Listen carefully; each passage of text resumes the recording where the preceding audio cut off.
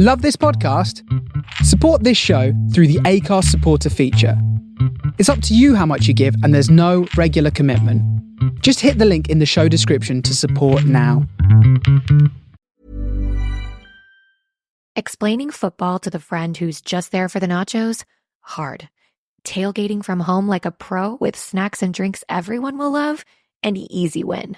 And with Instacart helping deliver the snack time MVPs to your door, you're ready for the game in as fast as 30 minutes. So you never miss a play or lose your seat on the couch or have to go head-to-head for the last chicken wing.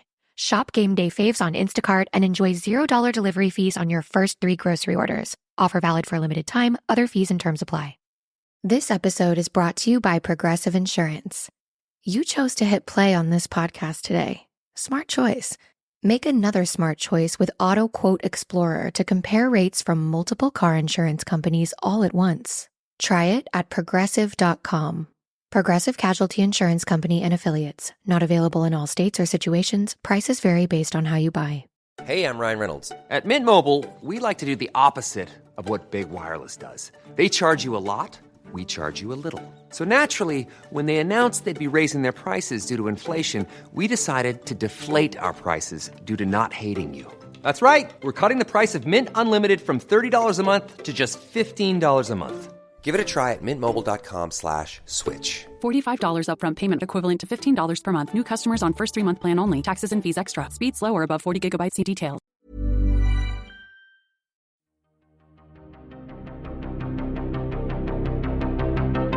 This is Writers on Film, the only podcast dedicated to books on cinema.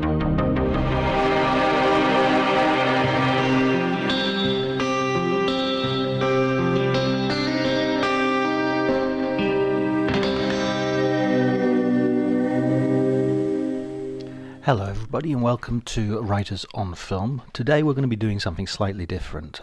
We're reviewing Once Upon a Time in Hollywood by Quentin Tarantino, the novel that was brought out earlier this year in connection to the movie that came out the year before.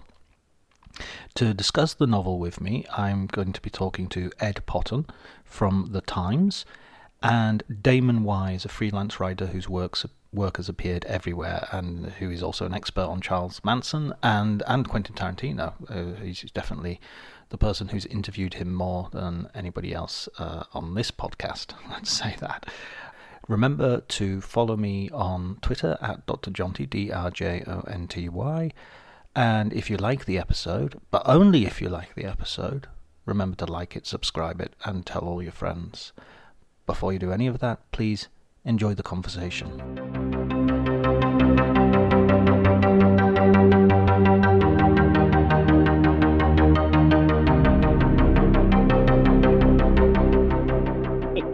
That says it all. Yeah. Well, I mean, I do still remember the press conference at Cannes when Tarantino was asked a question about Margot Robbie's character by, I think it was a journalist from the New York Times, who was talking about the fact you had this kind of Oscar-nominated actress and, you know, why was she so underused, blah, blah, blah. And I do still remember Tarantino's look and sort of, I reject that hypothesis, was his sort of rasped reply. So yeah, but I mean, I don't know about you two, but I felt with this book, he was almost trolling the kind of people who would make that kind of criticism of his work, because he kind of amps up all the things that people found problematic with the original film and kind of doubles down on a lot of them, especially Brad Pitt's character. Absolutely. I think the Brad Pitt character is all the ambivalence just goes out the window, and it's just no, he kills his wife. Yeah, exactly. There was this kind of, you know, did he or didn't he kill his wife in the film? Whereas you're left in little doubt that he did in this. And for good measure, Tarantino throws in, I think, 3 other murders, and also casually mentions that he got into kind of dog fighting and considered becoming a pimp and all this stuff. So it's almost like he's daring you to like this character, which you still do on some level, at least, I think. Yeah, I mean, to be fair, I did read an article really shortly after the film was released saying that the Brad Pitt character is entirely problematizing, our romance for this sort of like, he just because he takes his shirt off, we're willing to forgive him anything. He's fixing an antenna on the roof of the house, and we're willing to go, yeah, okay, fair enough. Maybe you killed your wife, maybe you didn't, but look at your six pack, and we'll let you get away with it. He's using him in a different but kind of equally clever way as Fincher used him in Fight Club, isn't he? You've got Brad Pitt, this kind of paragon of manly beauty, and he's kind of testing how far you can push that. We saw Pitt came back from, he had this kind of messy divorce with Angelina Jolie, and it looked for a while like he might be cancelled, but it turns out he was actually okay and seemed to have got out of that. And it was almost like people wanted to kind of still keep on liking Brad, didn't they? So Tarantino definitely plays with that quite cleverly, I think. What do you think, Damo? Well, also this the idea that the nice movie star is quite a recent construction, really, because when if we were to look into the backstories of half the leading men before like 1970, you'd find all sorts of skeletons in their closets, like drink problems, wife beating, all sorts of. And I think it's a really interesting look at the star system. Like how I know Cliff Booth is not necessarily a star, but he's the kind of next. He's the sort of wingman or the Batman to the as in not the winged Batman, but the sort of the serviceman, that serves the ruling class, so to speak. So yeah, I do like the fact that I think if anything, he's probably over-egged the pudding by trying to get those sorts of backstories in. You just know that half of those things are real stories that belong to, like, I don't know, who did he have a big fight with on Reservoir Dogs? Forget the actor. Eddie Bunker. No, the older guy. Madsen? No, the old. Hang on a second. I think he died soon after, actually. Lawrence something? Lawrence Tierney. Yeah. Is it? Yeah. Hang on. There's been no activity around this one. The sound of a man desperately Googling information. You can edit this to make it look like Damo had this at his fingertips, can't you? Yeah. I'll edit my voice coming in with his answer. Reader, it was Lawrence Tierney. But no, I think Tarantino, pretty much had a stand-up fist fight with him over things. He was just refused to do what he was told, and after they, so I think there's a sort of quite a sort of I wouldn't say a romanticization, but a certain respect for the ways of the old way of doing things. These people that just said no when they didn't want to do it. So I'd say we kind of, when we think of a movie star now, we think of Tom Hanks and him being really nice and giving typewriters to charity. But I'm sure when you think of actors like Lawrence Harvey, who really weren't very popular at all. Let's face it, someone like Cliff Booth, had they existed in today's society, would be cancelled in a millisecond, wouldn't they? Yeah. He's got all this stuff. But yet at the same time, Tarantino gives him this sort of interior life as an art movie buff. And we have all these pages and pages dedicated to, what he thinks about Bergman and his top 5 Kurosawa movies, and which is clearly Tarantino kind of, venting his own opinions and just through the bizarre kind of mouthpiece of this otherwise gruff stuntman. Well, actually, a very good point he makes. There's a good British documentary called British Bulldogs about the British stuntman. John Spire directed it. And it basically says they came out of the army, these people, because no one else was stupid enough to jump off a building. And so that's why you end up, it makes sense that Cliff was in the army. And if he was in the army, what wars would he have been in? He'd have been in Korea, he'd have been, in some pretty nasty skirmishes. So there wasn't a university for stuntmen, prior to 1968. I think that was a really interesting point that, he, and this, particularly in the UK, it was retired servicemen who came out of the war and had nothing else to do, and they were just hard cases that would do whatever they were, set themselves on fire, all sorts. Jackie Chan coming out of the Chinese opera and basically agreeing to fall 50 feet onto cardboard boxes because nobody else would do it, and got the job like that. I also like the idea of Cliff as being a ringer, which is kind of a stuntman who's not on the regular movie books, who could be brought in to teach an objectionable star a lesson by accidentally, on purpose, hitting him full in the face or whatever, and not having to deal with the flack because he's not on the books and they won't see him again. That was a lovely little touch. You can see that, you know, it's one of those many things that Tarantino is itching to kind of get somewhere into one of his stories, and obviously didn't have room to do it in the movie, so can do it here. To go back a little bit, your first reactions to the movie, and then what were your reactions to the movie and the book when you sort of grabbed the book and read through it? Did it raise the movie in your estimation? Did it provide you with different stuff, or is it sort of like a totally different thing?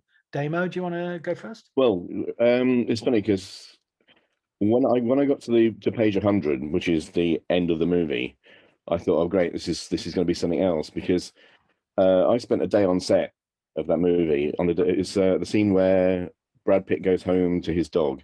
He goes back to his little, and there's more of that. That scene was a lot longer. He has a little moment where he goes on his roof and he goes and watches a Raquel Welch movie. Has a bit more interaction with the dog.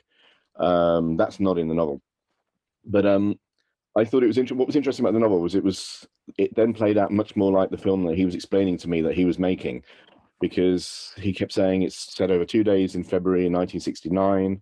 Of course, the Manson killings were in August, so 6 months later, 7 months later, and I just couldn't figure out how the Manson thing fitted in. And to be honest, it doesn't really fit in. It is kind of, if it didn't happen at the end, you wouldn't really necessarily notice it. You might feel a little bit shortchanged, but the film isn't driving you towards that thing. It's only your knowledge of what happened on that day that makes you think there's something going to happen in the last reel. So I thought it was really interesting. I think this is closer. The novel is closer to the film that he was making in his head, which wouldn't have all the Tarantino elements that you'd expect, like, you know, violence and tension, and there is some of those things, but they're not really in the not used in the usual genre way. Like I suppose the scariest part really is when Cliff goes to Spahn Ranch, and we don't know what's going to happen to him there. But even then, it's only because we know what the Manson family were capable of in that time. Which is arguably the scariest part in the movie as well. Yeah, as I say, I just think, you know, you could probably get rid of that last 10 minutes. I mean, you know, I don't think the ending of the book would necessarily work on film, and he knows that. But I just think it could have worked. It could have been an interesting way for him to do something different, and just end with a quiet scene of you know, contemplation, or, you know, I thought that in the final chapter of the book, I think really works. But whether his fan base would accept that, I don't know. But as I say, my main point is that I think the book is what he was trying to make, a very digressive, freewheeling day in the life hangout movie, which kind of, because of contractual requirements, had that kind of big splashy ending, which he obviously cared so not little for, but so he was prepared to chuck it out when he came to writing the novel, just because he didn't want to gear the whole book towards it, because it's not that much of a part of the story. That's really interesting, because I have a friend who watched the film and said, I loved it right up until that last point, and that last scene was, if they'd finished it without the coda, if you like, the last chapter, he would have thought it was the best movie Tarantino had ever made. I disagree with that. I feel I want the flamethrower moment. I am that fan base, I guess. You loved that flamethrower bit, didn't you? I remember seeing you after watching it in Cannes, and you were just so delighted with that moment. Thank God. Yeah, it was that line. It was the line. It wasn't so much that moment. It was when he said, I still had the flamethrower fully operational. Thank God. That was the line that killed me. You know, I just thought DiCaprio can do comedy so well. Well, what about the same question to you, Ed, then? You know, your sort of feelings about the movie and the feelings about the relationship with the movie and the novel.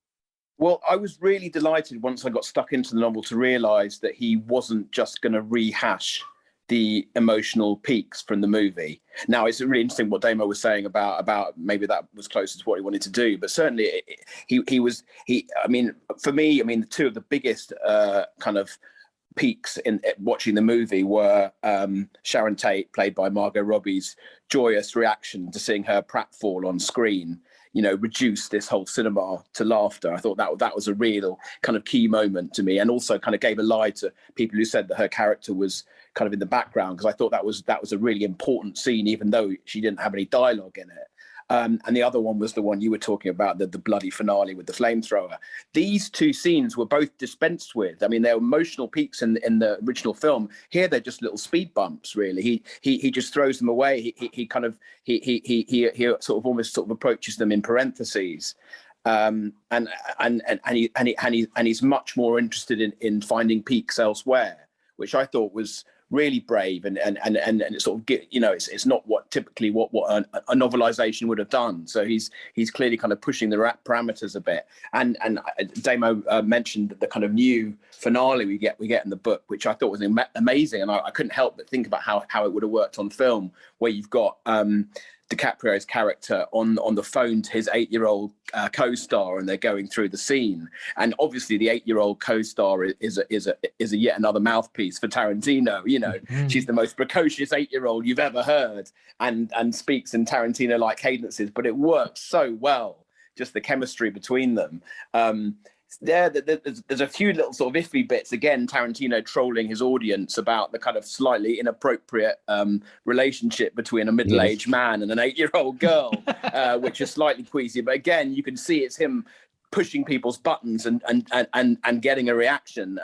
But yeah, no, I just love the way that he completely reframed the film. And as Damo says, you have he mentions the finale, but only on sort of page 100. So he's completely, he's famed for reordering things, and he's done that in the book, and I love that.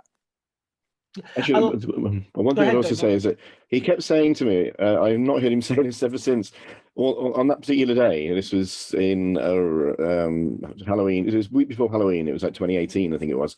He kept saying, I'm making a Claude Lelouch movie. I'm making a Claude Lelouch movie. And he specifically mentioned a film called Le Voyou, which is not at all like Once Upon a Time in Hollywood. But I just thought it was interesting that as soon as the film came out, he didn't really say that ever again. Because I just don't think, and actually Claude Lelouch did have a film in Cannes that year, and I think he did go to see it. Oh, did he? But yeah, I felt a little bit led up the garden path, because I kept telling people, he's making this Claude Lelouch kind of film, and then of course he sort of stopped mentioning it. But there is that sort of, I think it's more of a kind of in a funny way, more of a Jacques Demy film, because it is, I think, which film is it? Not the singing dancing ones, but something like Model Shop. Right. So that's where you get all that sort of, that's that idea of LA. That's where you get all the oil sort of, what they call drills that sort of that were just that weren't there, that he shipped in to make the scene more exotic. Sure. That's where Cliff lives. That looks very much like a scene from Model Shop. So yeah, it's interesting the things he was going for, and not necessarily things that the fans would have come out for if they'd known that's what he was making. Tarantino does Lelouch. Well, I heard, I don't know who I heard this from. It might have been one of you guys, but I heard that they were very nervous before the premiere. They really didn't know which way it was going to go. Meaning the creative team, the producers, and Tarantino himself. There was a real sense of they didn't know how it was going to land at all, and then they were sort of delighted with the reaction, which was, apart from several sort of voices out of the choir, was pretty much positive. No, they were pretty confident. Okay. I'll be. I went. They did a press day in May, and they showed a long sizzle reel that seemed to be. Yeah, they seemed pretty confident then, because it had only just been announced. I think while I was there, it was announced that it was in Cannes. I think it was literally like the day. It was like May the 1st in 2019. Was the press day in LA, and I think like that day or the day before, it was announced as a late entry to Cannes. So I think they wouldn't have put it into Cannes if they'd have been nervous, because he was certainly pretty pleased with it. Right. Okay. Fair enough. And I don't think it's changed, because he did change Inglourious Basterds quite substantially. There was a whole scene that he inserted after Cannes. He tightened up the beginning, because he says he doesn't, but he does do that. But as far as I'm aware, that nothing's changed with. Actually, no. If anything, there was. I think they might have added a little bit of Great Escape. Things that weren't ready. Yeah, because the Great Escape footage wasn't ready, and they added the Red Apples advert at the end. Because I saw it at Cannes, and then I saw it at Locarno, and I remember thinking, "Hang on a minute, there were a couple of little things that weren't in the Cannes version." Yeah, so. There was. I think there's a scene of Sharon picking up a hitchhiker and taking her up westward. That wasn't in, but then because also the weird thing is they showed us this sizzle reel which had stuff in that wasn't in the movie, and there's stuff in the poster that isn't in the movie. The little girl on the phone is in the poster. If you look at it, she's smack in the middle of the poster. So it's the strangest film where. So they did actually shoot that scene that the book finishes I on. think they did. That's also in the trailer for the book. They put out on YouTube or whatever, they put out a trailer for the book, and it has dialogue from that scene. Because it did feel incredibly cinematic. I mean, obviously you can't help but think about these things in a cinematic way and describe chapters as scenes and that kind of thing. But I did think, even as I was reading that, I was imagining how he would have done it, and I'm sure it would have been great. I mean, this thing could kind of run and run, couldn't it? Well, I mean, there's talk of it being a HBO or. I think there was a Hateful Eight miniseries version, I think, which wasn't any longer, but it was only longer in the sense that each like 40 minutes had credits on either end of it. So I think there's definitely a version, much longer version, because you keep seeing bits of it. As I say, even in that EW clip for the book, particularly as I know there's a lot longer in that scene with Brad Pitt when he goes back to his apartment and spends more time with his dog, and he talks to his dog, and then he has this scene where he says something about there's this great line about Raquel Welch, and she said because apparently she was in 4 films over the first weekend of Once Upon a Time in Hollywood. Raquel Welch appeared in 4 films that you could see in LA on that day. And so there's a scene where Cliff Booth says, if Raquel Welch keeps working at this rate, then maybe I'll just get tired of her. But maybe I might just get tired of her. Oh, yeah. But I mean, I love this kind of the sort of tension between the fact that he's so fastidious with fitting in with all the historical detail. Like apparently he timed exactly how long it would take Polanski and Tate to drive up Cielo Drive and all of this. But then he takes, kind of craven liberties with it as well. So there was the bit in which they're talking about a remake of The Lady in Red, directed by Quentin Tarantino, which kind of it reminded me. I don't know if you've read Money by Martin Amis. There's a bit in Money where there's a character called Martin Amis who kind of walks into the story, and it did very much remind me of that. And that was famously the point at which Kingsley Amis, his father, stopped reading the book and sort of threw it across the room. But it's very much like that, isn't it? He's just doing it because he can. And there's something kind of laudable about that, just kind of that sheer kind of chutzpah of doing it. And there's also that character who they meet in the bar. Cliff and Rick meet this musician in the bar called Curtis. I'm going to have to read this because I didn't know what Curtis Zastupil, who was Quentin's real life stepfather. He was a real person, and he talks about having a son called Quentin. So it's getting so solipsistic, it's amazing. But I just, he does it so well. He does it with such panache. You kind of forgive him, don't you? Yeah, I mean, I think there was a period in the 80s, 90s that if you didn't put yourself in your own novel, you didn't get it published. I mean, he's still clinging on to that. Yeah, absolutely. I totally agree with the word you used, the chutzpah. I really got that with Inglourious Bastards when spoiler, he kills Hitler, and I just thought, oh, that's such a great idea. But with Once Upon a Time in Hollywood, I expected him to do what he did. It didn't feel like a twist. It felt like, it doesn't make sense. It'd be disappointing if they didn't, What did you think of the way Manson was treated? Because I know, Damo, you're a bit of a Manson expert. I don't think it's unfair to say. I think it figures. I mean, who knows with that story? You read so many books and come back to the first one you started with, which is Helter Skelter, which is a load of rubbish, but it's the most plausible version of the not plausible, the most entertaining of the versions yet. So, what did I think? So I think it does locate Manson as a character. Basically, it works well as a fiction with Manson as that character, because I kind of like the fact that Manson's.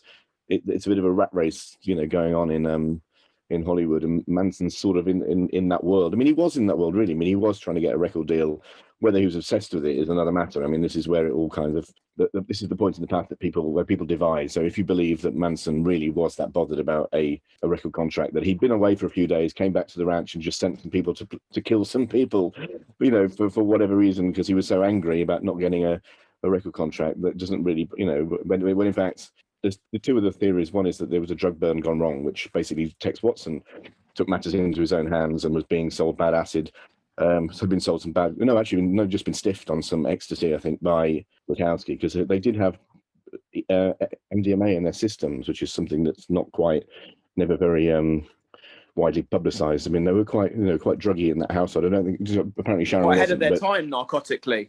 Yes, yeah, and so there's one room. One of the theories is that it was a drug deal gone wrong, and they got revenge on them. Oh, wait a second. The people in the household, like Sharon Tate and everyone, had MDMA in their system, or it was Frukowski the rumor is that they were all sort of involved. Everyone apart from Sharon was sort of involved in some way in the narcotics industry. So right.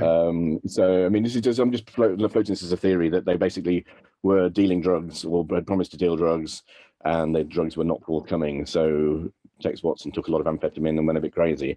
The other one, slightly more plausible to me in a funny way, is because they're all crazy, is that Bobby Beausoleil, their old mate, had just gone to a prison for murdering a sort of a Buddhist teacher down the road. And so while Manson was away, the girls decided, let's get Bobby out of prison and let's commit another murder, so everyone thinks there's a copycat around. The alibi, yeah. So I mean, I'm only mentioning these because these are not mentioned at all in Tarantino's version. He sticks strictly with the fact that Manson was a failed musician who took revenge on Terry Melcher, even though he knew he wasn't living in that house. He'd been round. I mean, he knew he wasn't there. As in the film, he goes round. So I kind of think that he makes a decision very, very early on to stick with the perceived narrative of the time, which is all everyone would know. I mean, weirdly, actually, if it was being of the time, the immediate reaction to that case was drugs. It wasn't hippie cult leader, and they didn't know who it was for about 3 months. In fact, even Bruce Lee was suspected, which is why I thought he might. That might be a hint or two in the book, but instead he makes him out to be a really unsportsmanlike stunt person, or sort of loudmouth braggart. Yes.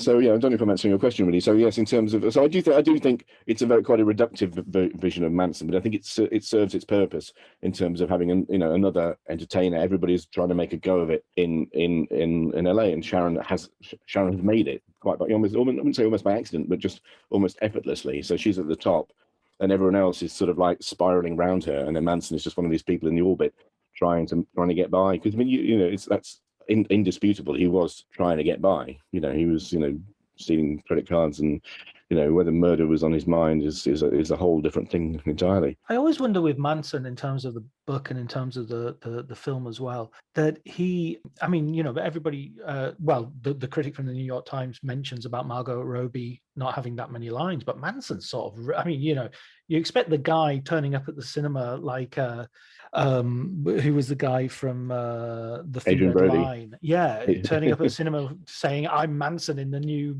film, which is all about me," and then he gets one wave and that's it. He gets very little to do. So I mean, the film ends up not really being about Manson at all. And did you notice the book completely dispenses with the Manson subplot a few chapters before the end, which I thought was interesting. Yeah. Did you think there was any sort of rhyme or reason in that, or did Tarantino just get bored with it?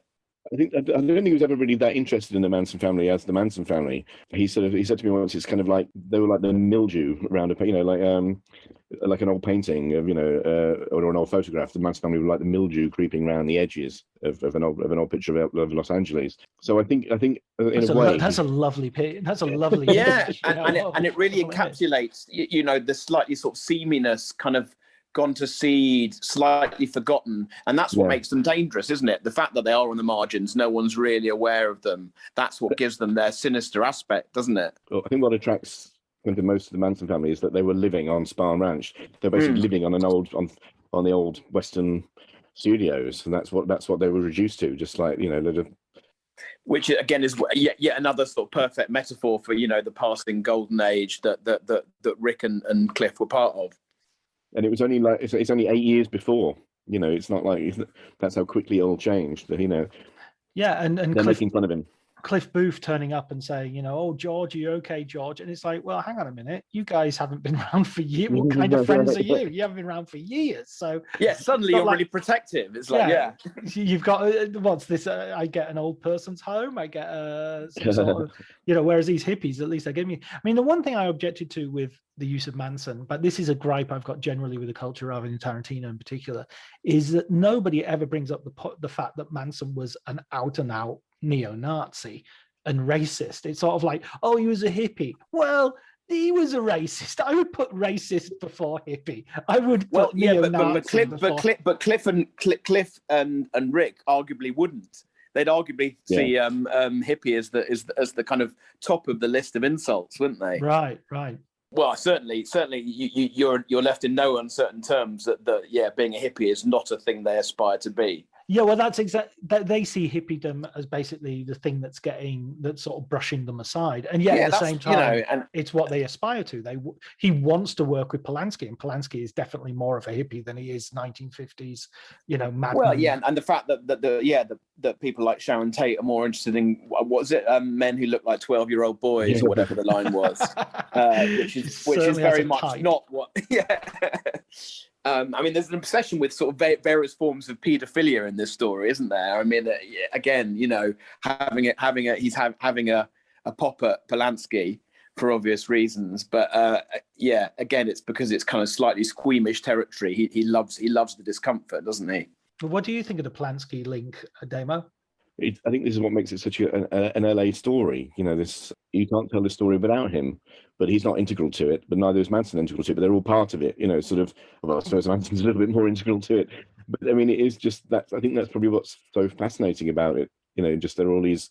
It plugs into show business on every level. So when Sharon goes to a party, she's not just going to any party. She's going with the mamas and the papas, and her showbiz friends, and it's in that town. It's impossible not to be connected. So everything is all weirdly interconnected in these different sort of kind of archive of show business. The fact that she had a thing for Steve McQueen had a thing for her, but he was probably too old for her by that point, or she was off doing her own other thing. So just the fact that even in the aftermath of Sharon Tate's murder, you had all the people that just kind of got involved. Like Steve McQueen was putting up money, and Lee Marr people were going to their funerals with guns and all that stuff. I mean, Polanski thought Bruce Lee had done it.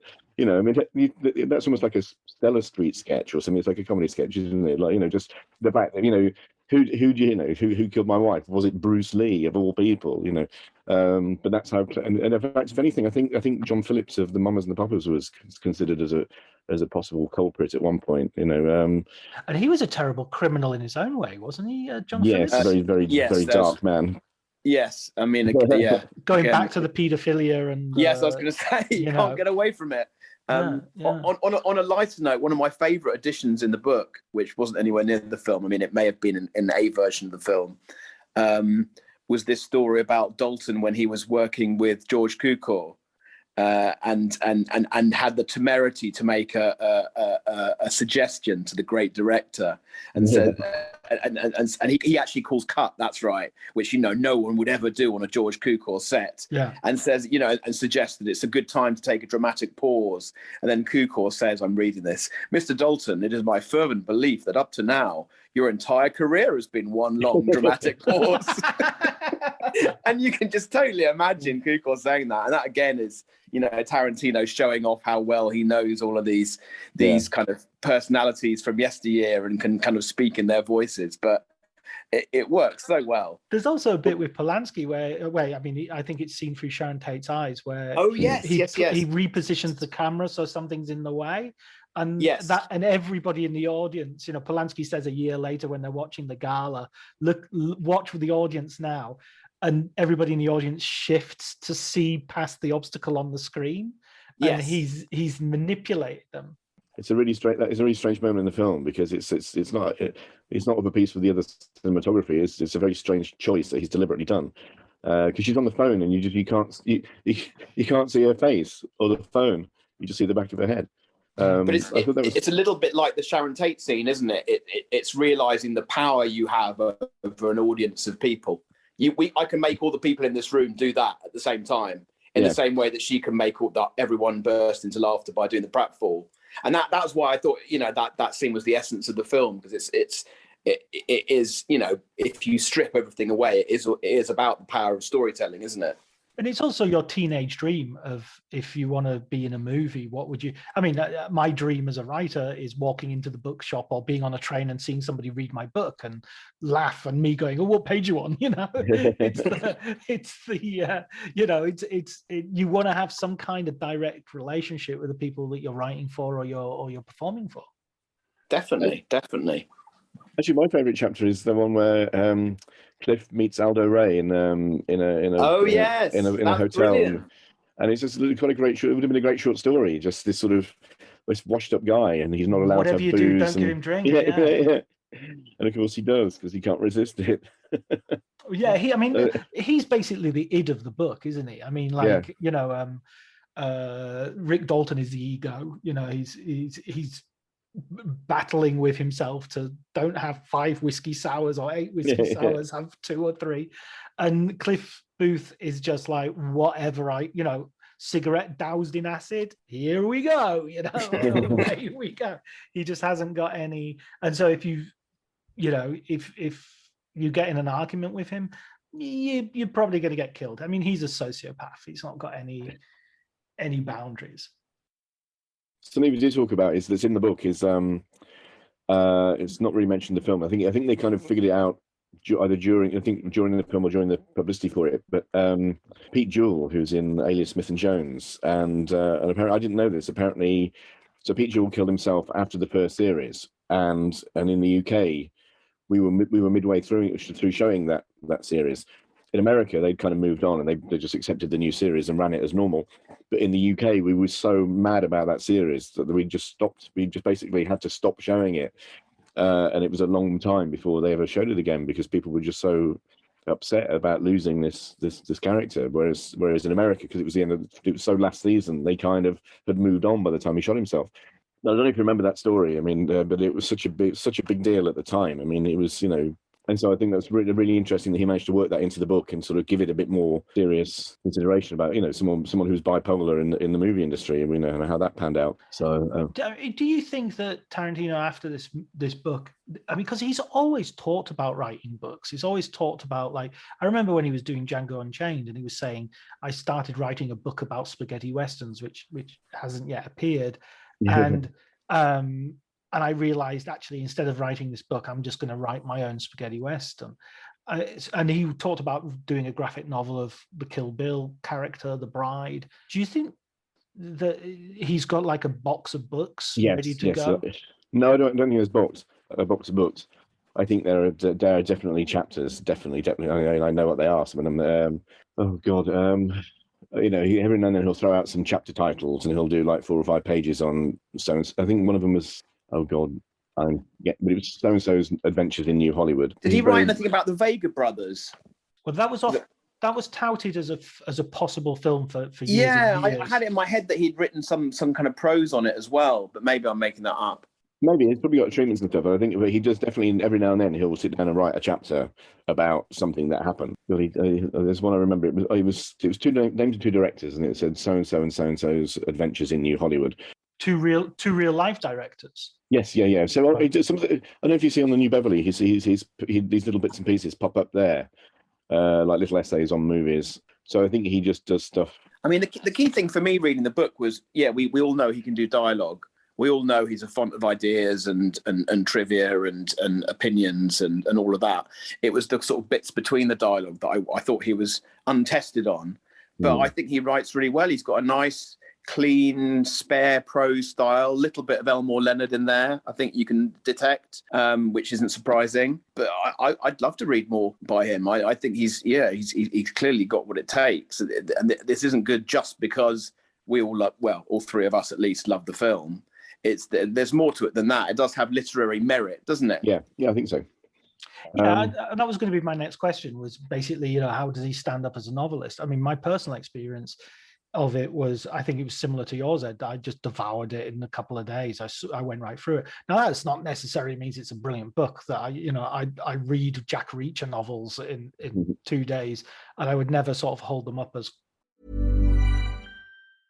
Hey, I'm Ryan Reynolds. Recently, I asked Mint Mobile's legal team if big wireless companies are allowed to raise prices due to inflation. They said yes. And then when I asked if raising prices technically violates those onerous 2-year contracts, they said, "What the f*** are you talking about, you insane Hollywood ass?"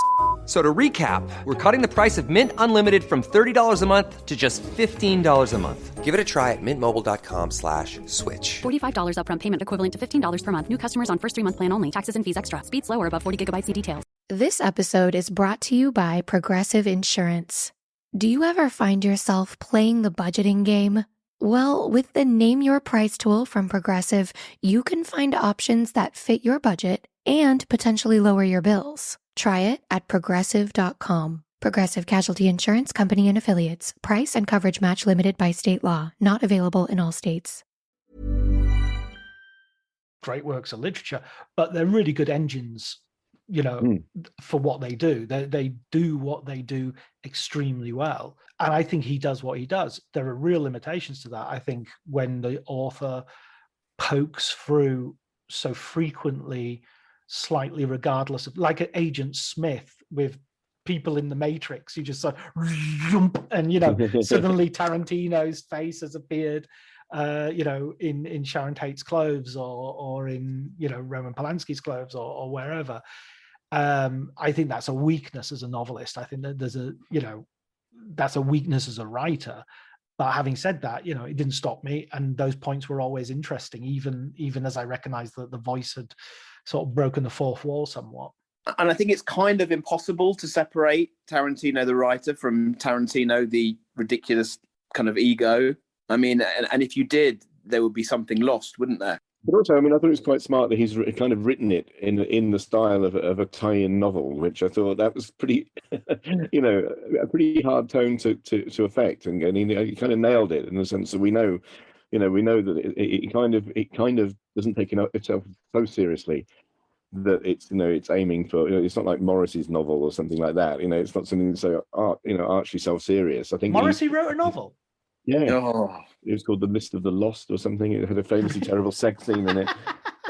I did not know. I read his autobiography for my sins. I couldn't get through it. I started. You're more man than I am. There's no chapter stop, so it just trundles on, and you just think, where was I? And there's nowhere to sort of. It just goes on and on and on, and there's no sort of not divided into anything. I mean, that's Morrissey making bad decisions. Who would have thunk it? But just going back to the novel structure. I mean, he had a great structure. I thought, how is he going to end it? And he did find a structure. And I loved the adverts in the back of of the book, and although I think the dedication to the guys who were who made it happen, including Robert Blake, who shot his wife in the head in a parking lot of a restaurant. He could have. I mean, it's trolling on a grand scale, isn't it? Grand Guignol scale, I would say at this point.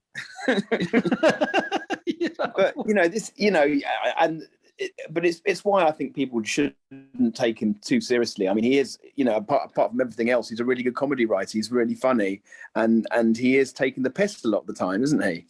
Yeah, no, I think he is. I think he's hilarious and incredibly entertaining. Do I like everything he writes and everything he says? Do I agree with it? Absolutely not. No, 100% no. And it would be worrying if you did. Yeah, but I'm not even sure he believes everything he's writing. He just knows he's an expert button pusher, isn't he? He delights in getting a rise out of people, as he did at that press conference. Although, he didn't take particularly kindly to being criticised. But I'm not sure how in control he is of that. I think that's sort of become a bit of a reflex now. I don't think it's quite as playful as you might be characterising there. What do you think, Damo? You know the guy. You're best buds. Not really. No, I've probably seen him more than most people, but just I think what was a little bit offensive about that question was that I think he was offensive to him rather was the fact that he's not doing it would be more offensive to give her lots of rat-a-tat crazy hip dialogue, be a person that actually absolutely wasn't just to make her one of his characters. So he was doing giving her some space, which is quite a rare thing in one of his films. And so then to say you haven't given her anything to say is quite would have been quite I think he was definitely quite insulted by that, because it's just it's quite a I think deservedly so, because as I said before, I do think I certainly came out of that film, and her performance was one of the things that lingered in my memory most strongly. Partly, as you say, because she didn't have lines. She did a lot with a relative little. But it was those scenes, particularly that one in the cinema, that really lived with me. Her dancing to the record and her being at the party and sort of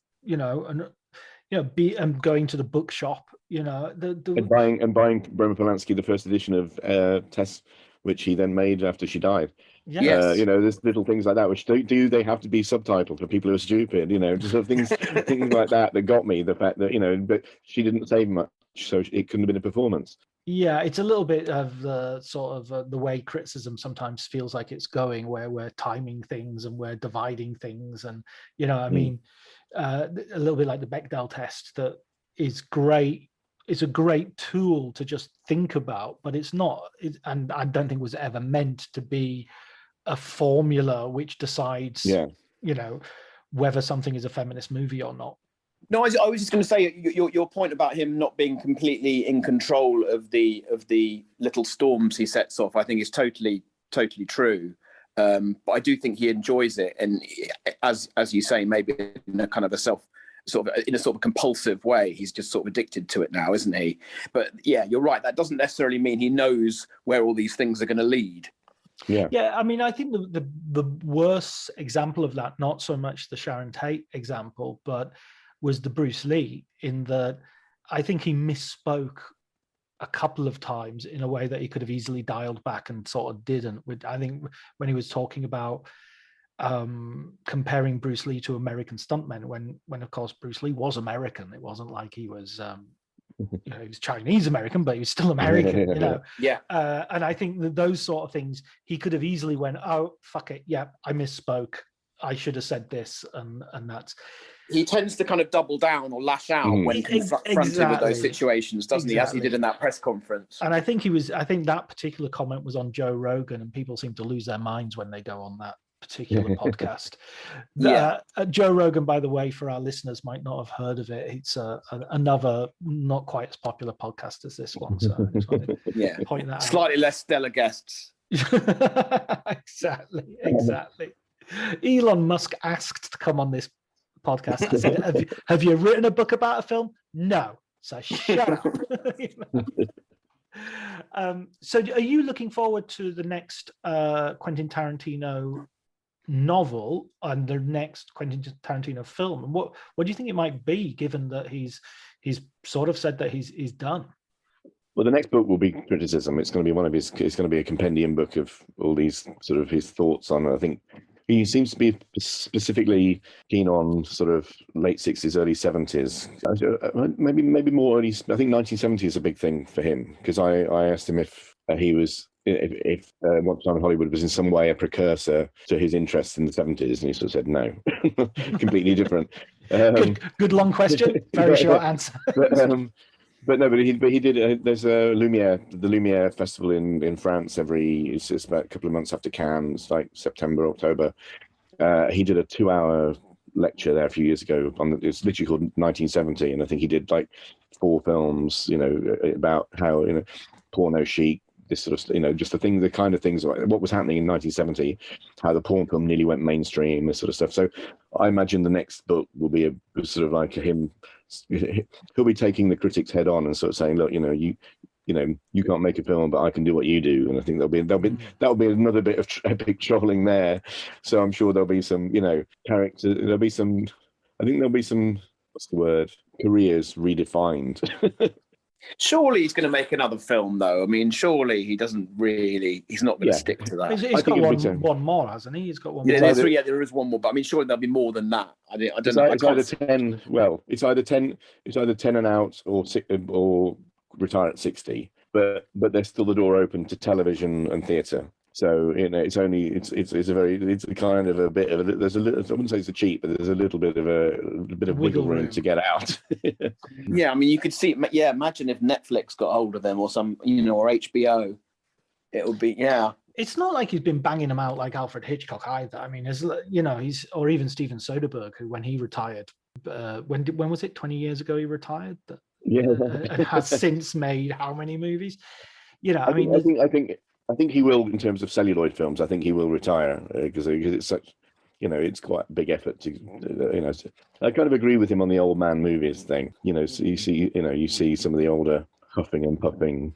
I don't know. John Huston's The Dead, Sidney Lumet. There were some old geezers who still managed to make really good films. Brian De Palma. I'm not waiting for his next film. Yeah. Yeah. I mean, Lynch made Mulholland Drive when he was pretty old, didn't he? I mean, yeah. I mean, No, but he's talking about career directors, studio directors that just bosh, and then he's talked about this specifically in terms of the mortgage, paying the mortgage films. So that's what we're talking. We're not talking about old directors being old, but just directors, becoming turning into hacks. Making old man films because they've just they just need to pay the wives and the mortgage. It's more. Yeah, it's not just saying you've. I mean, it's interesting when you're talking about him doing criticism because like he's been very vocal. I mean, he keeps saying things like that, but Francois Truffaut wrote criticism. Goddard wrote criticism. I mean, they went the other way.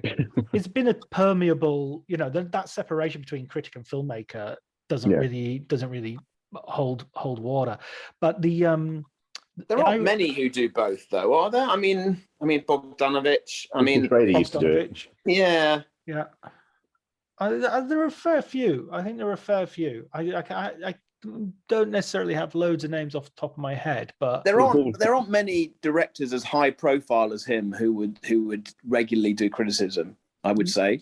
Well, regularly do criticism, no. Write about film, yes. I mean, Scorsese does. Alexander McKendrick had a massive career, Ealing comedies, Sweet Smell of Success, retired and taught and wrote books for a full 20, 30 years of his active career. Yeah, but I mean, I'm talking about sort of now, recently. It's not something that you see often, is it? Yeah, no. I guess the industry doesn't really encourage that, because you've got to be diplomatic if you're going to be creative and working with other people. So you don't really have those. I remember the last time Spike Lee and Quentin Tarantino would be an example of where there was sort of a public falling out, or Paul Thomas Anderson and David Fincher had a big brouhaha over. He and Spike fell out over the use of the N-word, right? That's right, yeah. Yeah, which, watching some of his earlier films is kind of slightly uncomfortable in that regard sometimes, I think, even though it wouldn't stop me from watching them. I don't know whether you guys feel the same. Go on, Dave. I mean, this is where he kind of he's always been, I wouldn't say he is Teflon, but he's always seen that he's felt that he's Teflon, because his argument is always that's what my characters would say.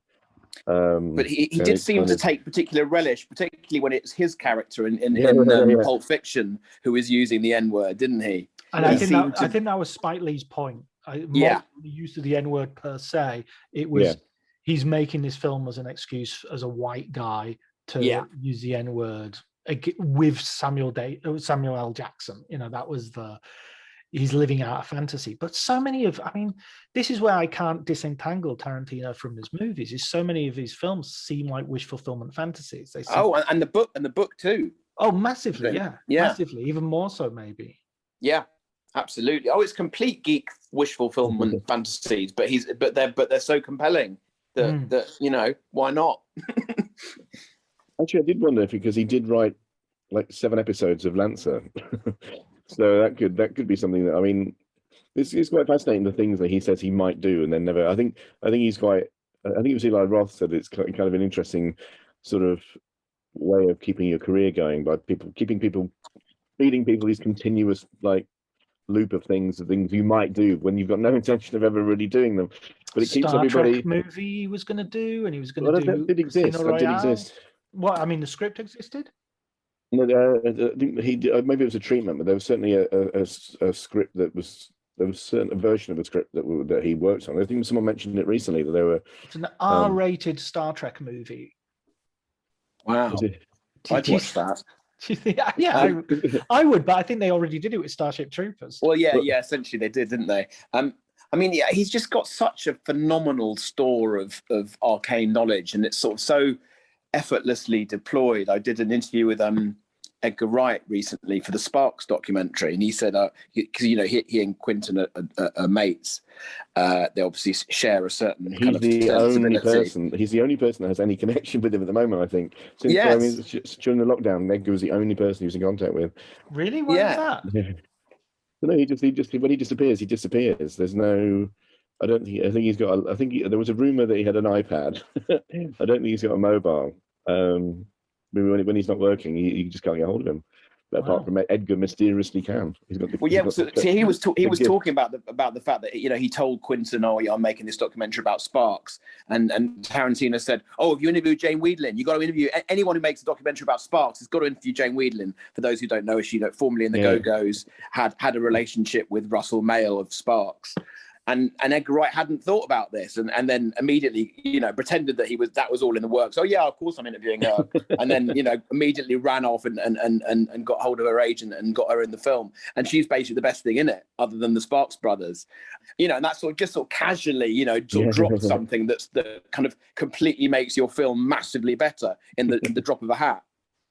That encyclopedic knowledge, and I mean, totally. That enthusiasm, I think, is something that we can sometimes underrate. We live in such a cynical age that enthusiasm that he definitely and honestly has for movies and can convey. When I sit and watch, and not just movies. I mean, as you see in this, I mean, TV and music almost equally. Oh yeah, I think and he really digs into TV and his love for those Western serials and music as well. I mean, he can go on about hence the Jane Wiedlin stuff. So it's kind of like a 3-pronged thing, and books as well, actually. So maybe 4-pronged. That's a lot of prongs, man. Yes, it really is. It's more than a trident. And I was tantalised by what you were saying about theatre, Damo. So has he actually made any public statements about being interested in doing theatre?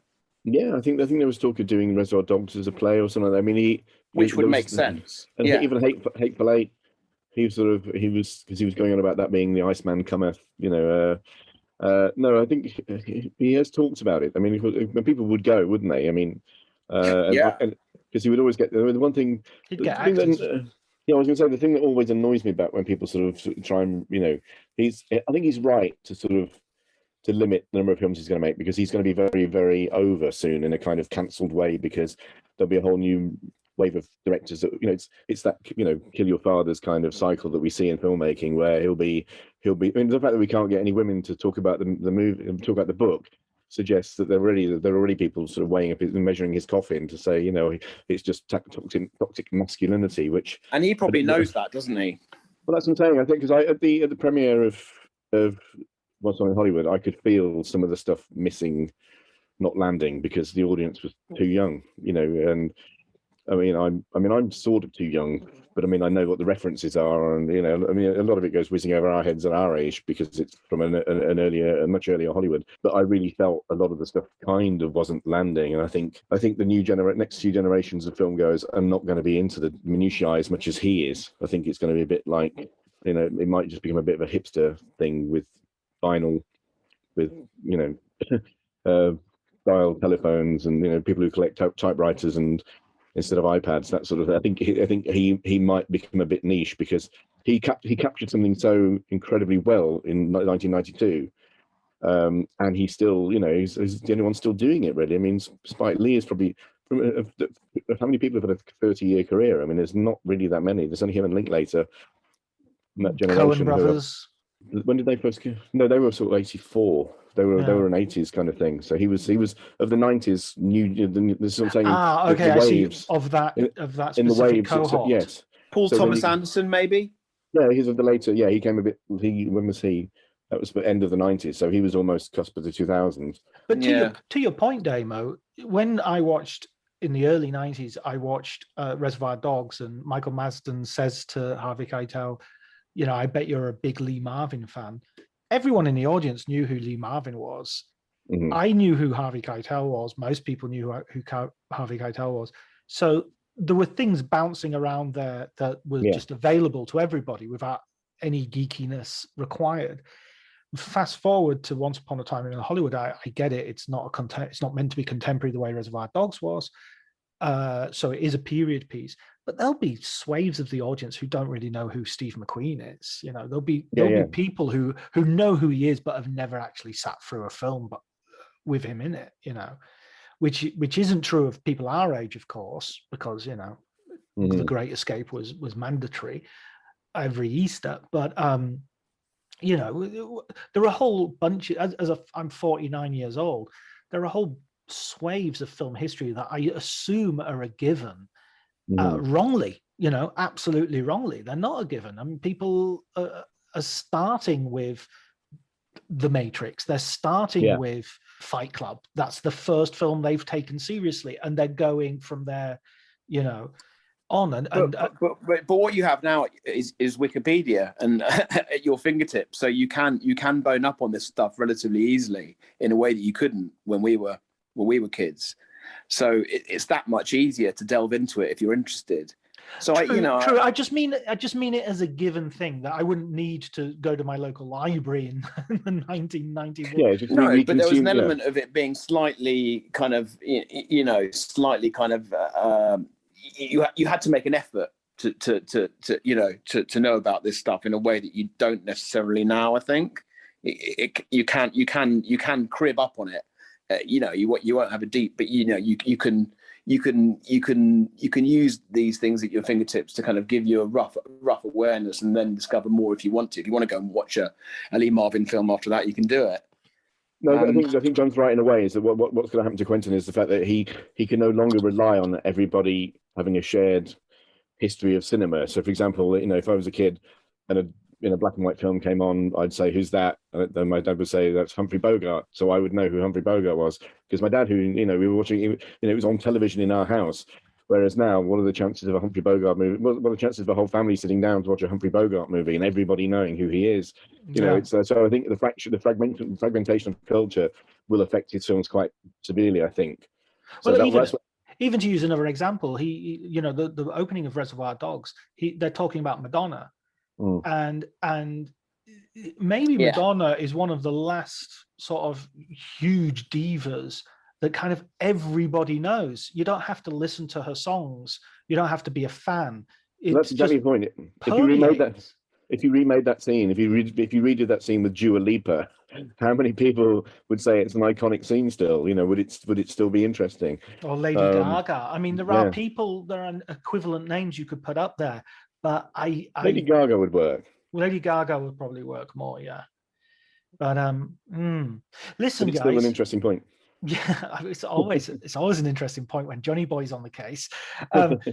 Listen, I wanted to also ask you, because this is Writers on Film, we're doing a slightly unusual episode in that we're reviewing a book rather than how many out of 5? How many stars out of 5 would you give Once Upon a Time in Hollywood by Quentin Tarantino, the novelisation? Oh. We don't tend to give star ratings to books, because I did review it for the Times, but we didn't give it. I would have given it at least a 4. Yeah, I would have given it a 4. I think. Yeah, 4 or 5. I read it in like 2 sittings. I mean, I often put things down and don't pick them up again, so I went straight through it. So yeah, I would give it a 4 or 5. I liked it a lot. Brilliant. As I say, it does augment the film in a way that I wasn't expecting it to. You see, I'd give it a 5. So Quentin, if you're listening, I gave it a 5. Hey Mo, your best friend. But I don't know about books. It means that means there can be no better book. So no, it doesn't. That's not what 5-star. No. That's like a 5-star film. We've got to give it. Well, you can only give one in your lifetime. I quite like the purity of that, actually. Yeah. Yeah. But the person, if you heard about somebody else doing that, you would think, what a prat. You wouldn't think, oh, what a noble, oh, he's reserved his final, because you're bound to disagree with whatever his final film is. It's like, You know it's what like though? I mean, Sight and I Sound gave the with film Vertigo, 5 stars. So maybe I would say I didn't enjoy the book quite as much as the film, but it's only a quite close run thing. I wonder if you had to pick them. I wonder if you'd read the book first. I wonder what that would be like. Because novelizations came out. There must be people doing that in the world, mustn't there? Now, Well, in the old days, they came out here before the prints had come over from the States. So it was your way of kind of like feeling what it was like to be American and get things first, wasn't it? I read Return of the Jedi by James Caan. I don't know if that's a real name or just Alan Dean Foster's one of his numerous pseudonyms. But I read Return of the Jedi like months before I saw the film, and then kind of regretted it, thinking, I was going to say, what? Yeah, I can see why you would want to do it, but it would be a bad thing to do. Greedy child. I read Zoltan, Hound of Dracula. That was a good one. And the Halloween novelization was quite good. Do they still exist in the same way, novelizations? Because I haven't really been actively looking for them, so I don't know. But do they still churn them out? Is there still a market for them? I don't think so. Terry Brooks did the Phantom Menace, and he was like an established fantasy writer, and he did the Phantom Menace novelization. I remember that being a big thing. I actually think that's what's happened is like the Star Wars. There's been so many novels that are sort of official novels that are part of the universe that it's almost become, and also Alien, there's quite a few spin-off novels. So I think spin-off novels, and for instance, there was Alien 3 was scripted by William Gibson. It was and I think they wrote that up either as a graphic novel or they've done it as an Audible. They've definitely done it as an Audible audiobook dramatization. So I think those avenues are being pursued, but straight novelizations, I don't think there's a market for them anymore. No, sadly, because that they were that was my introduction to literature. My introduction to literature was actually reading a novel, thinking I was reading a novelization, and I was actually reading Do Androids Dream of Electric Sheep? Oh. And so I was or thinking... were you? Okay, let's move on. I asked you to choose a film book to recommend to our listeners. Damo, what you want to go first? So it can be anything to do with film whatsoever, can't it? Yeah.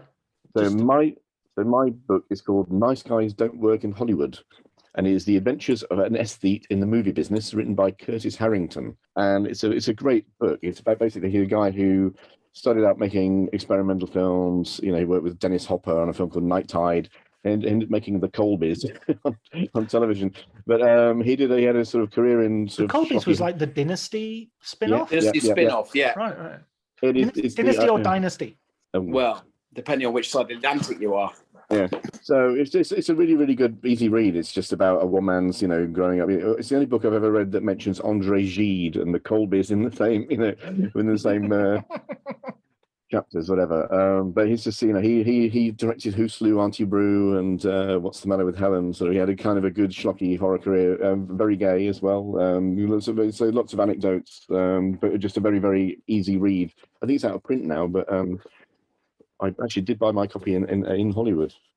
But it's a really good, it's a really good film about somebody whose career didn't really kind of take off, but he hasn't really sort of, he takes it in his stride. It's all very, it's not a bitter memoir at all. As I say, he started out as a really, really weird sort of, he was from the Kenneth Anger mold, and then he just went into this complete mainstream thing, but maintained his integrity the whole way through. So how did you sort of come across this guy? Did you like his films first and then find the book, or? I don't know. I just sort of was aware of him. I just knew he did a film called Night Tide with Dennis Hopper, which is a kind of very early sort of experimental horror. Yeah, it's on Mubi, I think. Yeah. So that's sort of how he got to be known, and then he sort of, I'm trying to think what. Hang on. What other filmmaker has A, created influential avant-garde films alongside friends like Maya Deren and Kenneth Anger, B, directed critically acclaimed and cult-adore horror films like Night Tide and Games, and C, directed episodes of Charlie's Angels and Dynasty? The answer can only be Curtis Harrington. That's Wow, he's a character from a Quentin Tarantino film, isn't he? It's like from Once Upon a Time in Hollywood. Yeah, he would be actually. Sexy Hamlet. That's funny. Ed, what have you got for us? So mine is probably a little bit more predictable than that. It's Nobody's Perfect, which is the collection of film criticism by Anthony Lane, who I just adore. He's just, I mean, have either of you two ever met him? No. I stood in a queue in Venice, and he was standing in front of me, apparently. But I don't think that really counts, but it's better than I've done. No, I just love him. I mean, for those who don't know him, he's one of the film critics of the New Yorker, and he's British. I quite rate the fact that he writes for the New Yorker, but he still lives in Cambridge, I think. And he's just got the most elegant, witty prose style. I mean, there aren't many film critics who'd have a bit of blurb from Martin Amis on the front cover of their book, which says it all. Like he's got his 5 movie-going maxims, which I will read to you now.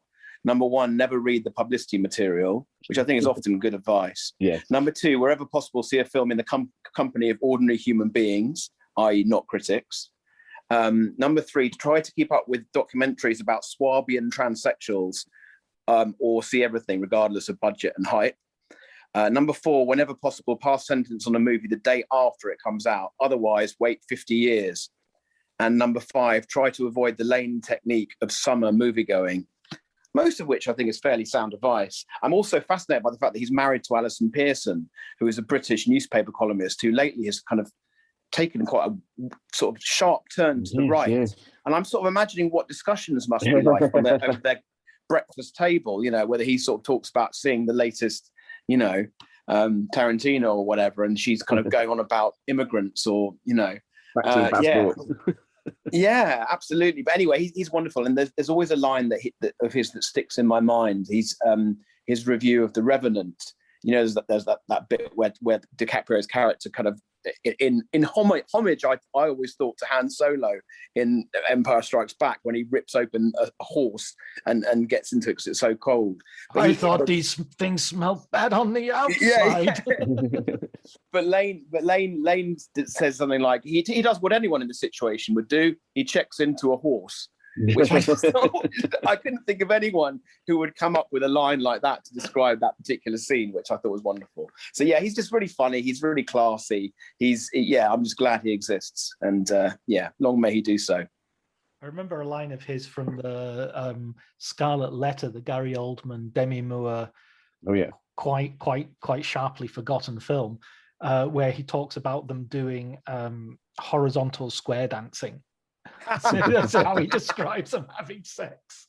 And yeah, he's just got these turns of phrases that he's actually one of those reviewers that's so good at writing and so funny that I get quite angry when I disagree with him about a film. Yes, because I'm like, no, that's not fair. Often with him, you feel like the film is almost irrelevant. It's basically just him showing off what a great writer he is. But luckily, he's a great writer, so I forgive him for that. Yeah, absolutely. Okay, guys, thanks so much for joining me on the podcast. You're welcome. Yeah, it's been a pleasure. Thanks for having me on. Okay, I'll been cut easy it. bleezy. Oh, no, I'm not. No, I'm going to cut it after because I've got to get easy bleezy in.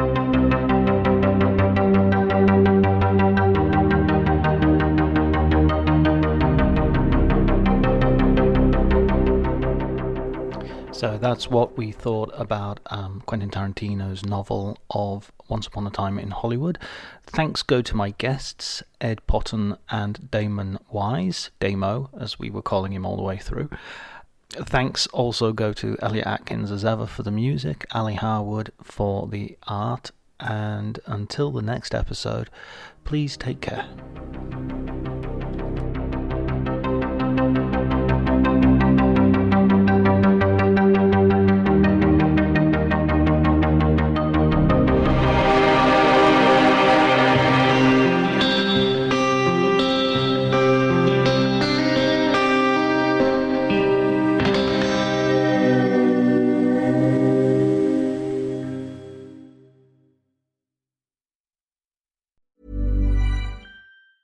1-800-Flowers.com knows that a gift is never just a gift. A gift is an expression of everything you feel and helps build more meaningful relationships. 1-800-Flowers takes the pressure off by helping you navigate life's important moments by making it simple to find the perfect gift. From flowers and cookies to cake and chocolate, 1-800-Flowers helps guide you in finding the right gift to say how you feel. To learn more, visit 1-800-Flowers.com/ACAST. That's 1-800-Flowers.com/ACAST.